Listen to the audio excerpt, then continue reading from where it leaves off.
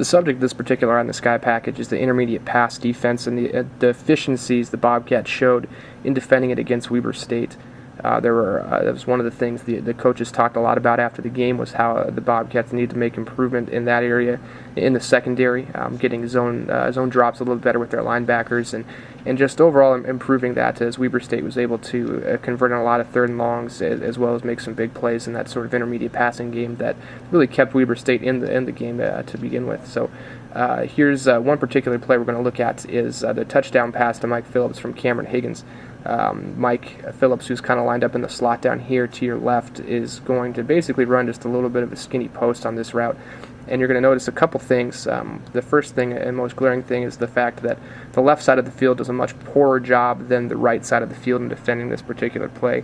You got Corey Nickel out here wide. You have I do believe it's Chase Guzzaro here, the linebacker underneath, and Mike Ryder is kind of the safety there as well. And the three things are going to happen as we start this play in motion here. You're going to see Mike Ryder kind of drift first to his right and then plant a little bit and come back to his left.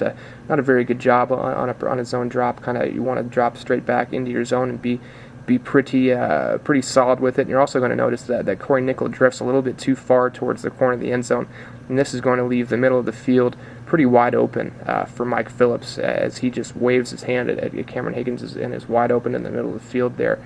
You'll notice on the right-hand side of your screen, the defensive backs over there do a much better job of defending this. So there's clearly not deficiencies all around in the Bobcats in their zone coverage. This is one example where just of how a few mistakes can lead to a big play.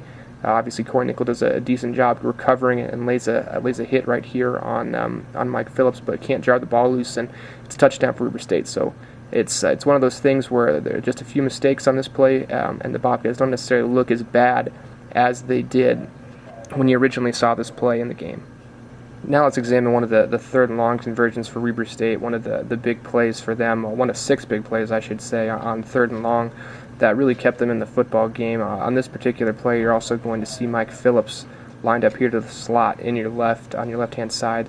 The Bobcat defenders on this side are Kevin Retoriano at corner, Chase Guzzaro at the linebacker spot, and Anthony Cosme-Peko back there at safety. And this is really a good example of Weber State just making a very nice play on this particular play, as we'll start it up. And like we said, Mike Phillips runs that same sort of skinny post up the center of the field on this particular play.